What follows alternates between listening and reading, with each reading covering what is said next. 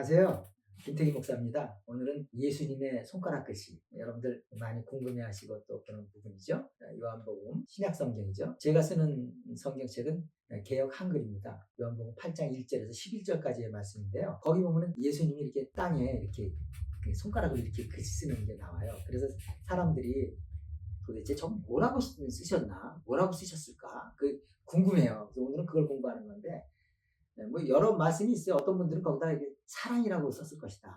그래서 사람들이 그 사랑이라는 글씨를 보고 좀 더 양심의 가책을 받아서 물러갔다. 그런 사람도 있고, 또 어떤 사람은 용서하라, 자비를 베풀어라, 이런 글씨를 거기다 썼기 때문에 사람들이 다 그런 글씨를 보고 양심의 가책을 받아서 물러갔다, 이렇게 말씀하시는 분들도 있고, 어떤 사람은 그렇게 얘기하죠. 그렇게 쓰고 저렇게 쓰고 우리가 사실 알 수가 없다. 다만 그거는 영서라고 볼 수가 있겠다. 우리들이 쓰는 글씨가 아니고 영서로 썼는데, 거기 모인 사람들의 각자 모두가 각각이 양심의 가책을 받을 수 있는, 그 사람들만 각자가 다 따로따로 읽을 수 있는 그런 글씨가 아니었을까, 이렇게 말씀하시는 분들도 많이 있어요. 그래서 오늘은 뭐라고 쓰셨나, 그것을 성경을 통해서 성경에 있는 그대로 한번 공부를 해보도록 하겠습니다. 먼저 요한복음 8장 1절에서 11절까지의 말씀은 가늠한 여인이 붙잡혀 와가지고 바리새인들이나 서기관들이 붙잡아갔죠. 그래가지고 예수님한테 막 뭐라고 그러는 거예요. 어떡할래 막 이러는 거.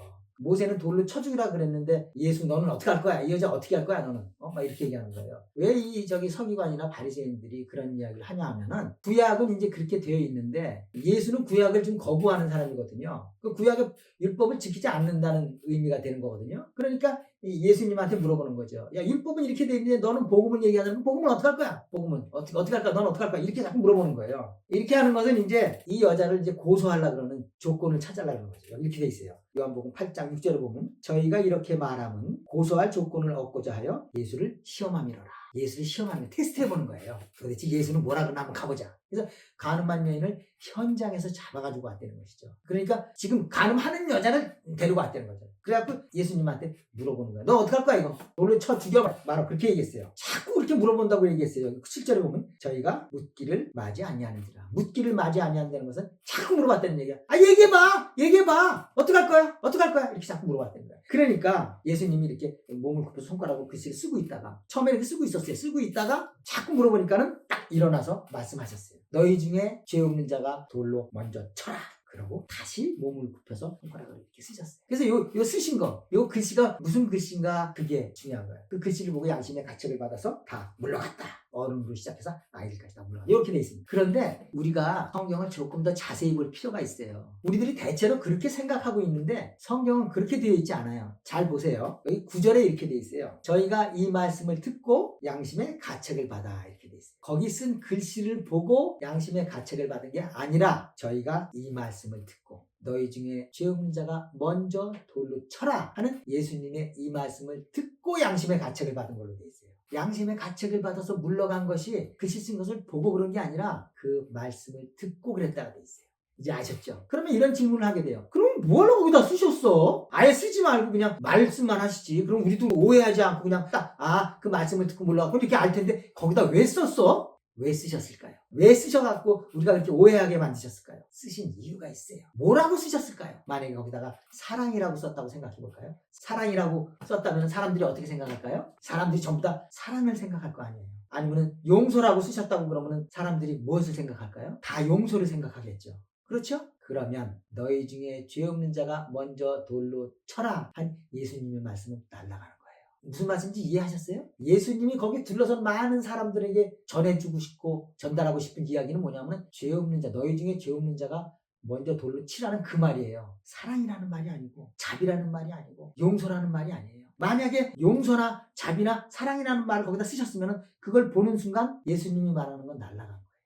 그 기억이 없어요. 사랑과 자비와 용서만 머리에 남죠. 그러니까 예수님이 여기다 손가락으로 뭐라고 하신 거는 글씨를 쓴 게 아니에요. 모든 사람들의 시선을 집중시키기 위해서 그런 거예요. 뭐라고 쓰지? 하고 이렇게 쳐다보게 하는 거죠. 뭐라고 쓰고 있지? 뭐지? 그러나 쳐다는 보되 아무 생각이 안 나게 하셔야 되는 거예요.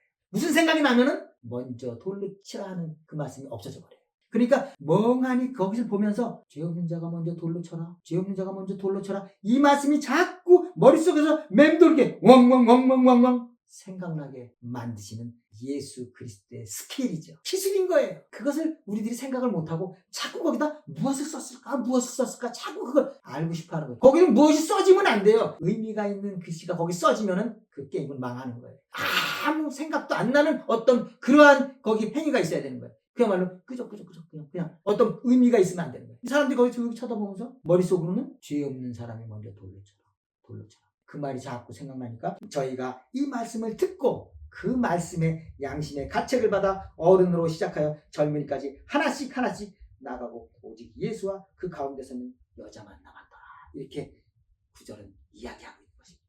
무슨 글자를 썼을까? 자꾸 그것을 생각하고 제가 아는 분 중에는 하나님한테 그 글자 좀 가르쳐달라고 기도하는 목사님들도 있었어요. 그러나 거기는 글자가 써지면 안 돼요. 글자가 써지면 안 되는 거예요. 모든 사람의 시선을 집중시켜서 그 사람들의 머릿속에 오직 그 생각 하나만 나요. 죄 없는 자가 먼저 돌을 쳐라. 그 말이 자꾸 생각나면서 양심의 가책을 받게 만드는 예수 그리스도의 기술인 거죠. 어떻습니까? 잘 생각해 보세요. 거기에 사랑이라고 써봐요. 예수님이 말씀하신 건 날아간 거예요. 사랑이라 이 사랑만 생각하게 돼요. 그러니까 그것은 모든 사람들의 시선을 집중시켜서 오직 예수 그리스도의 말씀만이 생각나게 하시는 예수님의 일종의 작전이죠. 모든 사람이 그 말씀을 듣고 양심의 가책을 받는 거예요. 너도 죄가 있지 않느냐? 너는 죄가 없느냐? 너의 죄는 어떡하고 남의 죄만 손가락질하느냐? 하는 예수 그리스도의 말씀이 그 폐부에 비수가 돼서 꽂히는 것이죠. 그것만 자꾸 되뇌이게 되고 자기 자신을 깨끗하다고 내놓을 수 없게 되는 것이죠. 그러니 양심의 가책을 받아서 전부 다 물러가게 되었다는 성경 말씀입니다. 어떻습니까? 이제 좀 이해가 되십니까? 성경을 좀 자세히 읽어보시고요. 또 그 장면을 잘 생각해보고 상상해보시고요. 또 그 안에 직접 들어가서 한번 잘 주변에 살펴보세요. 그러면은 제가 드린 말씀이 저 말씀이 맞다 하는 것을 아실 수가 있습니다. 오늘은 여러분들과 함께 예수님의 손가락 글씨에 대해서 알아봤습니다. 여러분 안녕히 계세요.